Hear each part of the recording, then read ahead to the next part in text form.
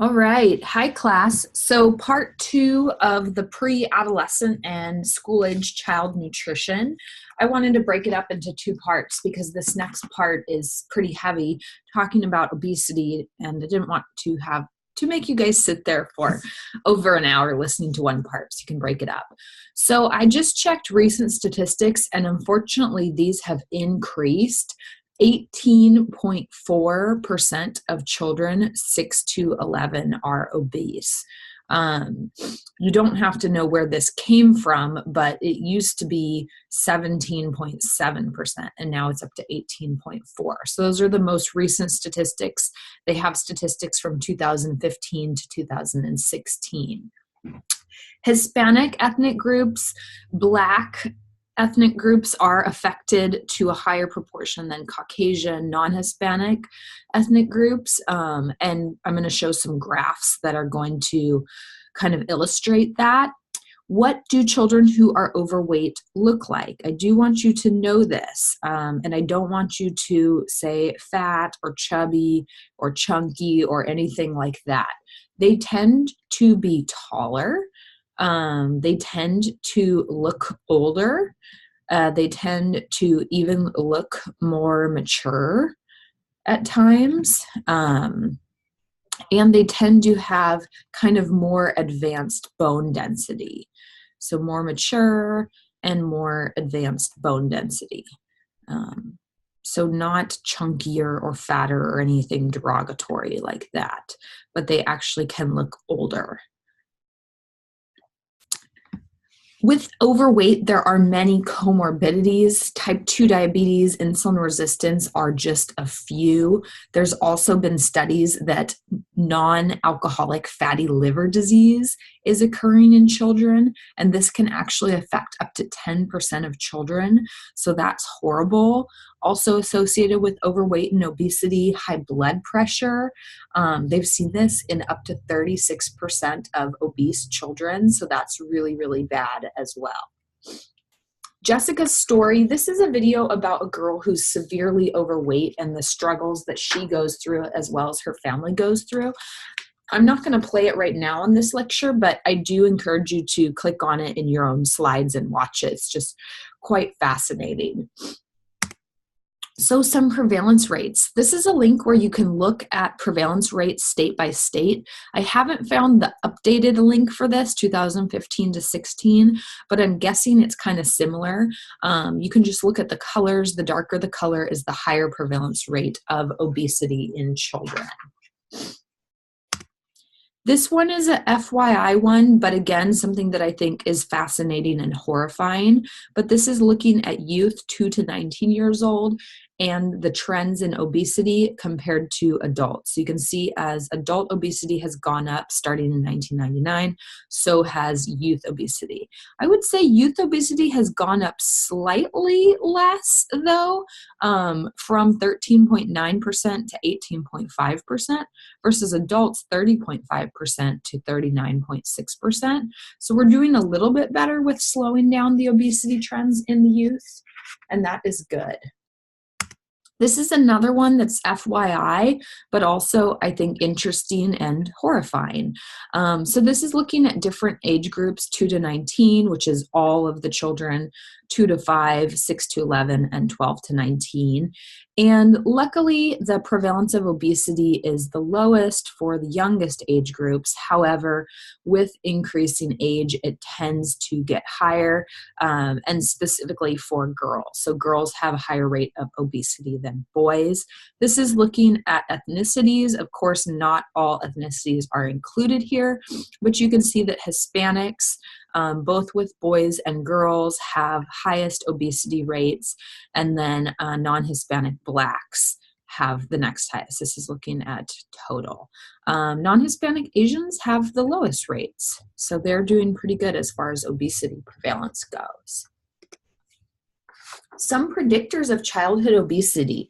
So I discussed BMI rebound a little bit. You should definitely know what it is.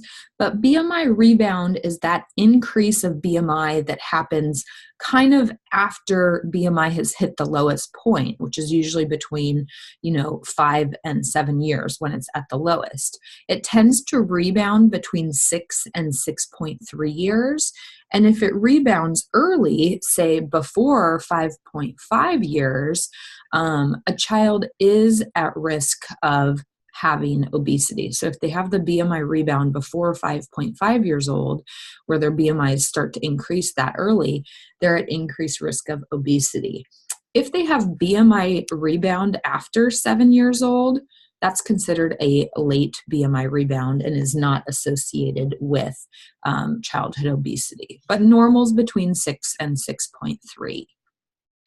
Home environment is very, very influential as far as child obesity.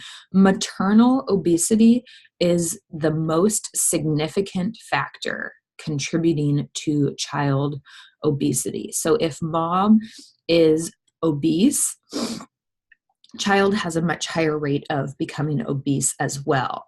Other contributing factors, family income, socioeconomic status, lower cognitive stimulation, and then parental obesity. So if both parents are obese, it doubles the risk of childhood obesity. But maternal is still the number one predictor. Additional predictors of childhood obesity, screen time.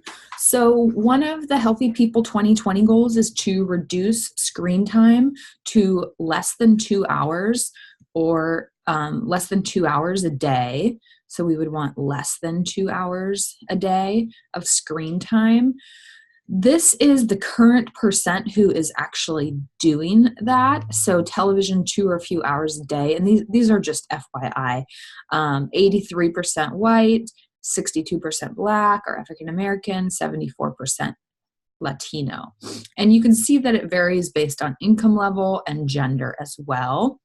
How does it contribute to obesity? So it can lead to decreased energy expenditure because they're just sitting on the couch.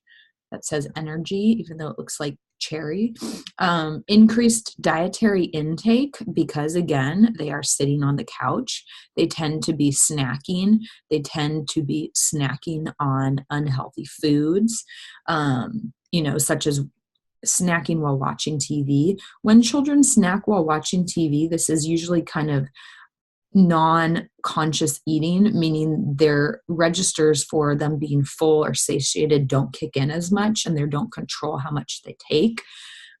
Reduction in sleep because screen time can influence circadian rhythms. And if children are having poorer quality sleep or less sleep, they're more likely to be obese. Increase in sweet and salty foods because that is what most children are going to snack on while watching the screen, and or this could literally be at the movie theater, and those are the only types of foods that are sold at movie theaters. And then increased sweetened drinks such as sodas, so increased soda or sweetened drinks, and decreased fruits and veggies. Most children are not watching their, Sunday cartoons eating a bowl full of carrots. So decreased fruits and veggies as well. And those are just some of the many factors that can contribute to childhood obesity, not to mention the influence of media and characters on children's food choice. Oh, I didn't realize those were going to come. I wouldn't have written them so nicely. Okay, anyways, there they are. Okay, additional predictors, fast food. So this is pretty sad. 1/3 of children eating fast food on a typical day. Look at these children. They look, healthy, but they've got 3 rows of fries in front of them, a double burger, just so many calories right there. And so it makes total sense that children who eat fast food have more calories, more fat, more carbs, more added sugars, more sugary beverages, less fiber, less fruits, less veggies, and less milk. And this is definitely not a good habit to get your kids into. Sweetened beverages. Huge influence of sugar sweetened beverages. However, we've been doing better for some regards in this, but sugar sweetened beverages didn't even used to exist for children. That wasn't something that was on the market for children, but now it is. With increasing age, intake seems to increase. I think a lot of that is children have more freedom to choose foods, children might have their own money, etc. And 80% of children drink a sugar sweetened beverage a day. Children who eat fast food are more likely to drink sodas, and they have low satiety values, so children don't feel full after drinking them, and they still want to eat a normal meal or normal food in addition to the calories that they got from sugar. This is just a FYI chart, but I still like it. It is showing some improvements. So the blue was 2005 to 2007. The red is 2011 to 2012. This was the most recent data that I could find. It takes this data like years to catch up and actually be published. But for age 2 to 5 and age 6 to 11, there's been a decrease. So that is fabulous. And this is in California. This isn't necessarily nationally. However, for the older children, there has been an increase. So that's not a good thing. But we've been doing good with our younger children. So perhaps when these children become older children, they won't be having as much soda as well. You can actually look at it by county. I wish San Luis Obispo County was on here, but they're not. But you can see the percent change each county has made in reducing or unfortunately not reducing, as some counties have sugar sweetened beverages. So this is just very interesting to me. Another note about sugar, the added sugar intake is supposed to be only 25 grams a day for children, but the average that's consumed is 80 grams a day. So 25 grams a day is recommended for added sugars, or less than that. You don't have to have 25 grams, but max 25 grams a day is recommended. And children are actually consuming 80 grams a day. So that is huge. It's really important to read product labels because sugar is like hidden in everything. And so buying less packaged foods, doing more cooking at home, providing natural sugars like fruits and vegetables or natural grains can be a better way to limit added sugars. Some of the psychosocial complications of obesity. This is huge at any age, but especially huge for children because this can lead to long-term psychosocial complications, long-term self-esteem issues. It can lead to depression, negative relationships with food. But there is a lot of teasing that goes on. There's a lot of depression. They tend to do poorly academically, and a lot of this is due to their self-esteem. Often children who are overweight feel that their worth is tied to their weight or their body size or that number on the scale, and they're not able to celebrate kind of some of their other strengths, like their academic strengths or their kindness or their personalities. And it really is kind of a downward cycle. How are we going to manage it? So we're going to use the growth charts. We're also going to look at behaviors and attitudes. So we need to look at diet, physical activity, parental obesity, parental behaviors. What is mom or dad doing, or how does mom or dad feel about their own weight or their child's weight? What kinds of things are mom and dad saying? And then what are the attitudes towards behavior change? Do mom and dad want to change? Do mom and dad find this is important? Do mom and dad have time to change?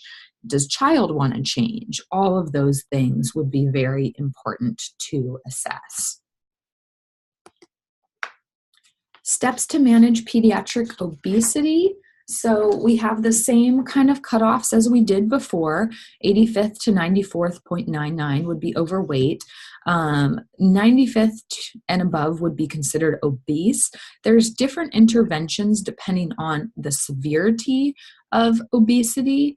And so I previously had already mentioned that we should have slow weight loss. That was for younger children. When you get a little bit older and the obesity is severe over the 99th percentile, it is okay to have a slightly higher rate of obesity. However, each child would be evaluated on a case-by-case basis, because you want to make sure that children are kind of finished growing and that weight loss doesn't alter growth in any way. Before you would start them on kind of a weight loss plan. You don't want to stunt their height or their puberty or anything like that due to weight loss. You want to be cautious to not develop eating disorders. You want to be cautious to make sure that the diet is nutritionally adequate. You want to be cautious to monitor the child's emotional state. How is this eating plan or new lifestyle affecting them? And you also want to work with the families. Hopefully you guys remember the steps of weight loss. Those were prevention plus, structured weight management, comprehensive multidisciplinary intervention, and tertiary care intervention. And tertiary care is reserved for severely obese children. So these are just some very, very broad dietary recommendations for cardiovascular disease.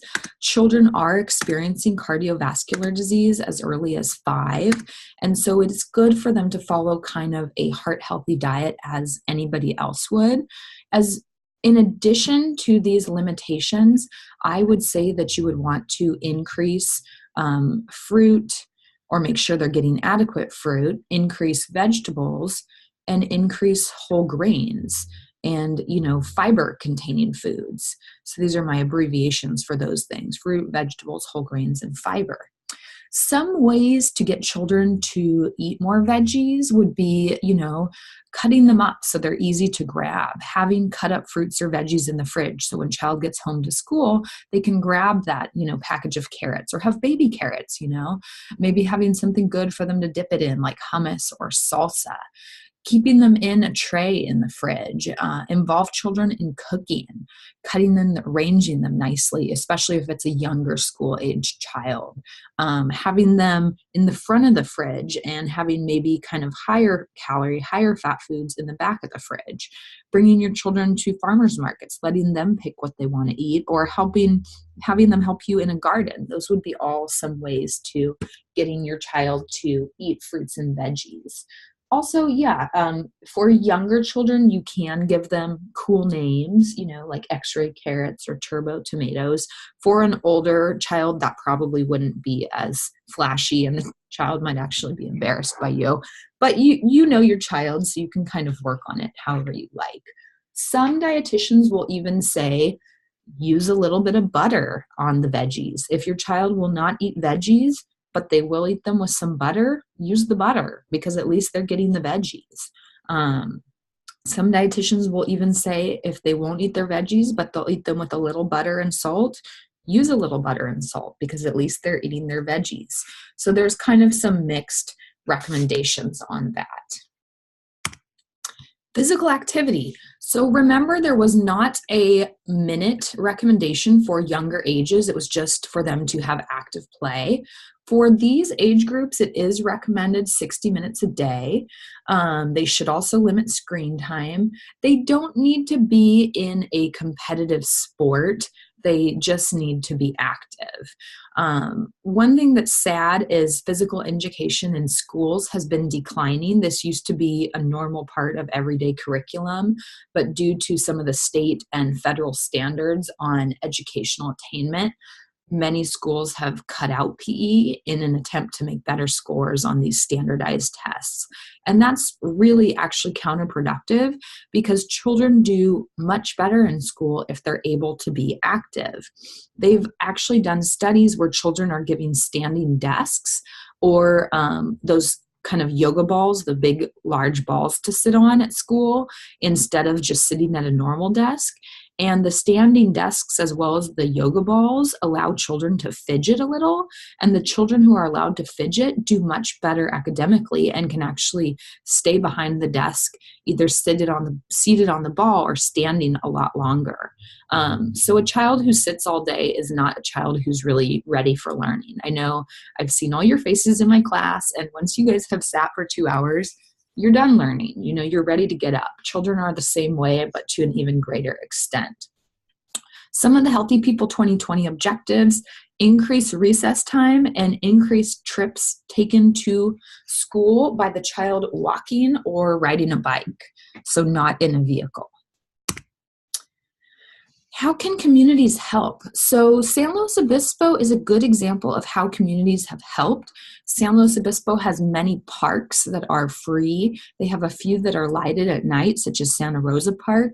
We've done a really good job improving bike lanes. We've painted some of the bike lanes green in the community, and we're continuing to try to add more bike lanes that make it safe for children to go outside. I live over by Laguna Junior High, and about 5 years ago, they put in an expanded sidewalk that's about a quarter of a mile long. And so children can ride on that sidewalk. It's got 2 lanes, and they can be safe going to and from school. So communities can really help or hinder children's ability to be active. Sports are endorsed by the American Academy of Pediatrics.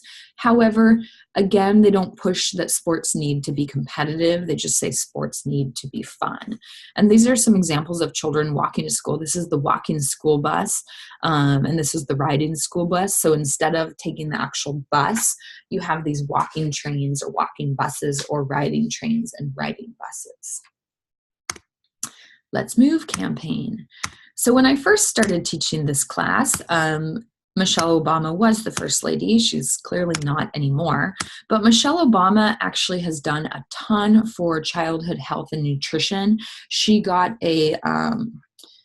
an award from the American Academy of Dietetics and Nutrition. She's an honorary member of the Academy of Dietetics and Nutrition. And she had all sorts of things. She was the first to have a White House garden. She created this Let's Move campaign. And it was really, really good at getting children moving, getting more healthy foods into schools, and getting people kind of aware about the importance of childhood nutrition and activity. The very sad thing about this is some of the web pages that were created, if you can see this, oh, wow. Well, no, you can still see it. So yeah, this is where the sad part comes in. I hope you can still see this, but at the very top of this web page, it says, this is historical material frozen in time. This website is no longer updated, and links to external websites and some internal pages may not work. So she had this fabulous campaign, recipes, Beyonce coming to classrooms, childhood obesity task force, etc. But it is no longer active under our new administration, so that's really sad.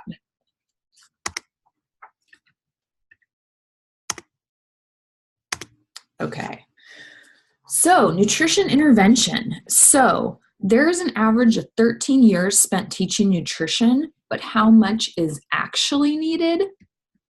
50 hours is actually needed to make a difference in children's lives and facilitate behavior change. So there is a huge gap there. This is yours truly, circa, let's see, probably 2007, teaching some nutrition lessons. Cal Poly used to have a program called the Jamba Juice Healthy Kids Internship, and we would go out to classrooms and teach different nutrition lessons. This one was obviously about fiber and intestinal health. At one time, I dressed up like a milk box, and we talked about calcium and vitamin D. We did a Tasting a Rainbow Day where we cooked a colorful vegetable stir fry. And then we did a day where we learned about soy foods, and they had edamame and soy milk. And it was really fun. The children really loved it. They love anything that involves eating or tasting or cooking or touching or really anybody new in the classroom. So you do have the ability to make a difference in these children's lives. Nutrition integrity in schools. So Erin Primer will come and she is going to do a really good job about talking about this. But each school who participates in the National School Lunch or Breakfast program has to have a school health index. And this is an online tool where schools are assessed for their nutritional standard. I mentioned in class that it is no longer allowed for schools to use food as rewards or punishment. And schools have to provide free access to drinking water all day long, and advertising for foods in schools is limited. Some challenges and successes. So vending machines, starting in 2014 and 15, all foods sold during the school day have to meet nutrition standards, and this includes foods sold in vending machines. So you can no longer have chips and candy bars in a vending machine at school. The schools have to sell snacks that fall under these smart snacks criteria. You definitely should know the smart snacks criteria. There is a link to it coming up, and then I'll talk about it on the next page as well. So previous snacks and smart snacks. When I was in high school, I would get a snack every day. I would have a regular Coca-Cola, and I would have, let's just draw them. Here we go. Reese's Pieces, a whole bag of Reese's Pieces. There they are.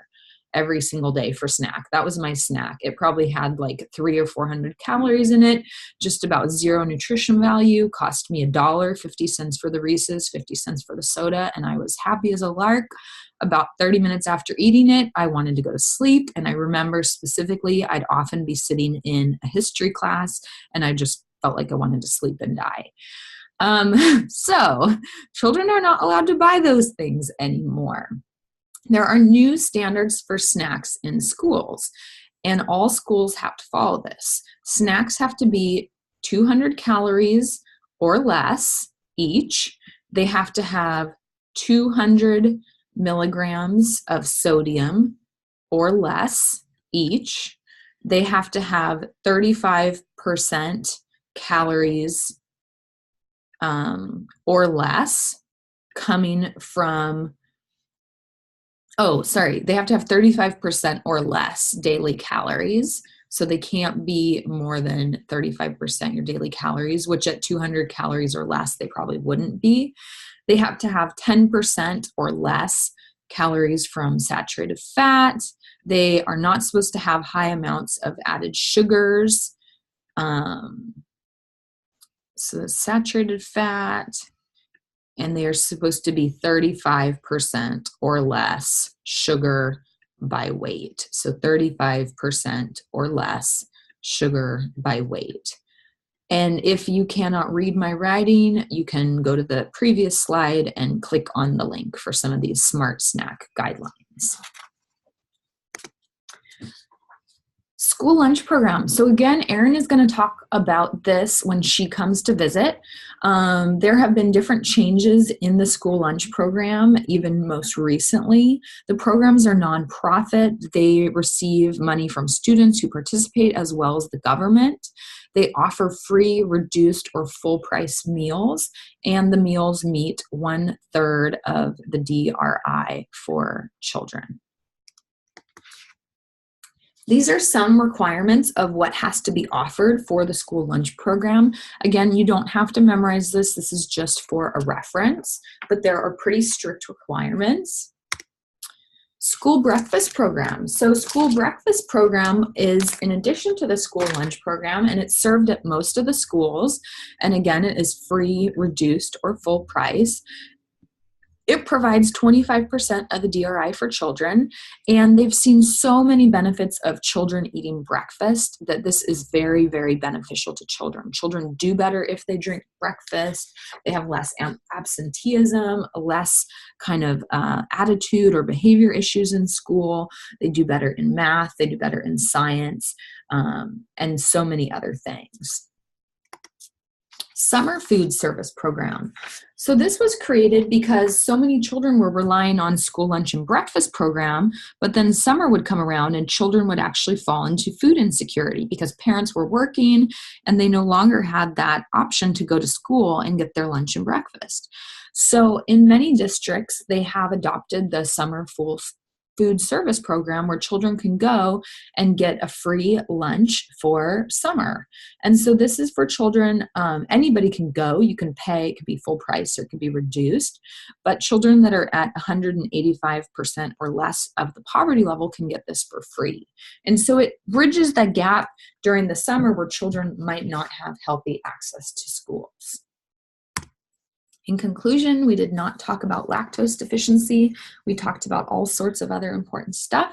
I hope you enjoyed this lecture, and I will see you in class.